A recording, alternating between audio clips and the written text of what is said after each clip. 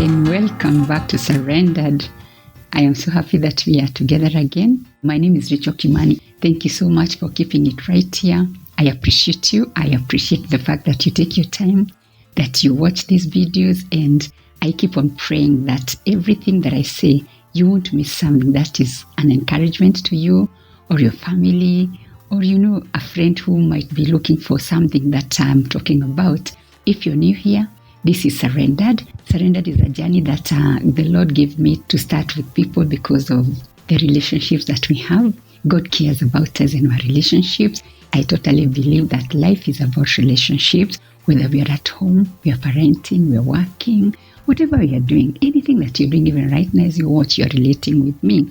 I'm of this opinion that because God cares so much, He wants us to learn that we cannot handle our own lives without trusting our lives with Him. So we surrender them to Him. There's nothing big, there's nothing small. If you're struggling, the Lord wants you to surrender that thing that you're struggling with to Him so that He can mend it and you walk light. So I believe in walking light. I believe in walking right also. And I believe that when we surrender things and when we share them, the Lord gives us the grace along the journey. So welcome. When you like this video, share it. Tell somebody about it. Today, I feel very enthusiastically encouraged to talk to our parents because parenting is an amazing journey that God has given us. So I'll be talking to a dear parents. You might hear the word dear parent because parenting is not as easy as we make it sound. So let's get right into the video. One of my biggest challenges in life, especially as a parent, is to stay calm, to be collected, to be in control. When I'm talking to my children, I feel like I want to yell to talk about something as opposed to talking about that issue. For me, it's easier. It's more natural to feel like, let me reprimand by yelling. Have you found yourself doing that? If you have ever yelled at your child, small, big, teenager, grown up, you're in the right company. If you haven't yelled, I thank God for you. And you also need to tell us how you have managed because I guess a bigger percentage of us, we have found ourselves yelling. It has reduced in my life. I did it when I was a younger parent. I did it when I thought maybe when I raise my voice, things will be done. But in the journey, I realized how much easier it is when I trust God to help me even communicate and communicate easier. Does it feel easy when I'm communicating easier? No, it's a decision that I made and it has worked out slightly better. Has it been done? Not yet. It's a journey. Even perhaps this morning I felt like yelling, but did I yell? No. So I'm with you and I am talking to you about the things that we shouldn't do because when you do these things, when you shout, when you yell, when you say some not pleasant things to your child, there's some effects that take place in their lives. There's some psychological things that happen every time you yell, you shout, and you say something negative to your child. I am not saying your children are on the right. In most cases, you're yelling because there is something that has happened. But I want you to be encouraged today that you don't have to yell at everything that they do. You can be firm, you can be loving, and you can communicate without raising your voice because some things that happen in our parenting journey, they are so trying. But when you talk to your child, they say you're also very annoying and very trying when you keep on, repeating and saying negative things. And because we are in a win situation and God has given us this precious gift, we must know that we have the grace, we have what it takes to raise these children. If you're watching this video and you have been where I've been, where things have not been so easy, you're getting discouraged.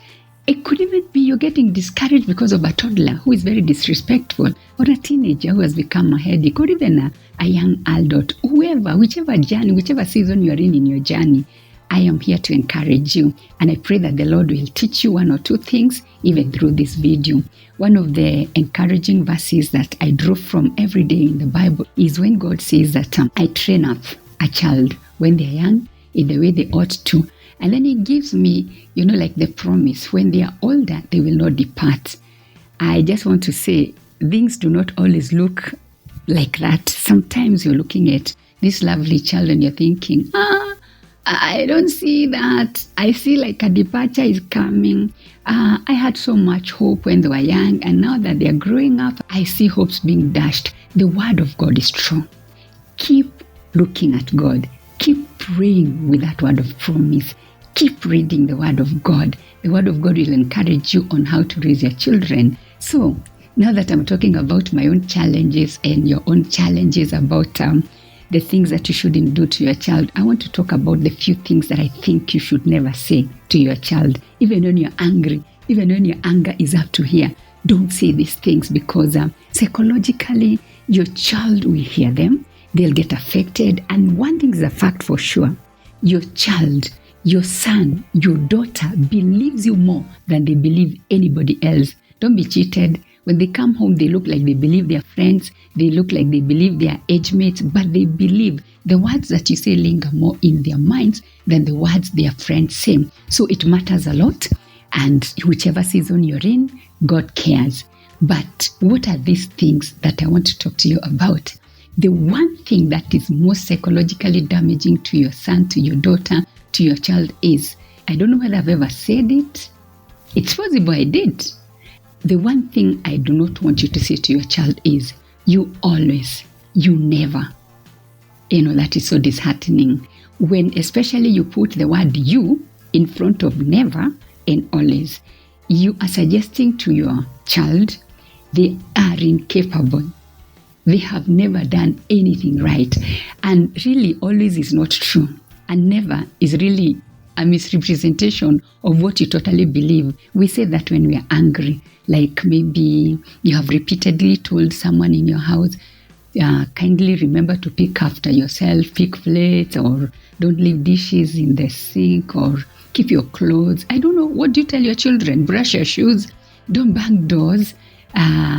Maybe don't shout when somebody else is reading, or anything. You know what you have told your children, and they have repeatedly done it. Does that legitimate the word always and never? No.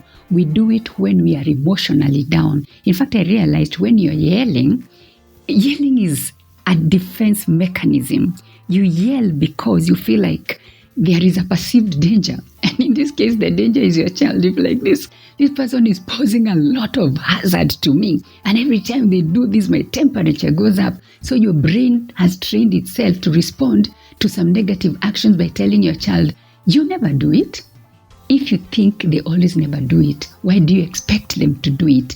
When you tell your child, you always do this, you never do it, you are displaying your own inconfidence in your child. Maybe instead you can say, can we try and do this today?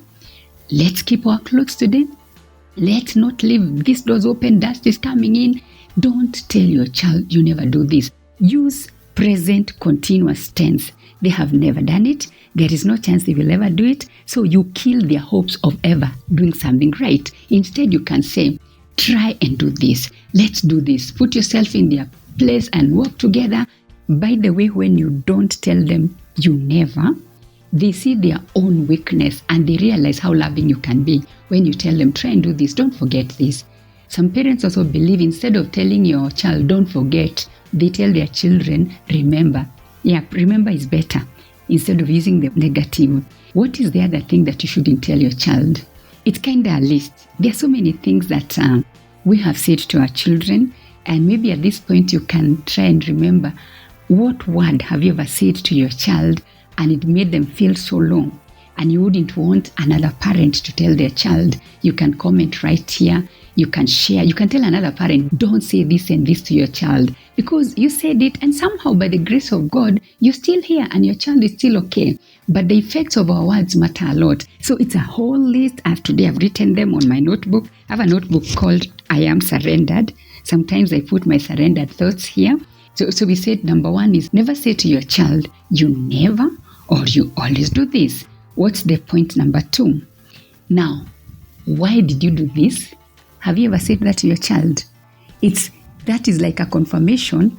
I always expect you to do that, and I'm not surprised that you did that. Your child sees right through your words, your heart, that you expect nothing less of what they have done. So when they do what you have been expecting, don't reinforce it. And don't pin them so down, like, so what have you done now? You're telling them you have always done this anyway, and this time, what have you done? Because I expect you to do negative. Encourage your child. When they do something consistently negative that irritates you, you may take an opportunity of telling them you could try and do it differently, or you could tell them you can actually be better than that. And the next thing, I don't know whether you have done it, what is wrong with you? What is wrong with you? And sometimes you're asking your child that and they're thinking in their mind, I knew what is wrong with you? That you don't see anything good in me? Don't say that to your child. Even in the worst of your emotions, when you feel like yelling and correcting with that word, when you tell them what is wrong with them, they have learned to do things that way.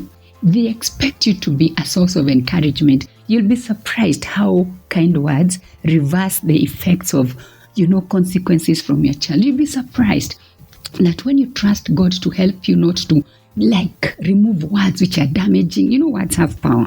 We said from the beginning, what you tell your child, they will believe it more than they believe any other person under the face of this world. So don't tell them, what's wrong with you? I expected you to do this. You always do this.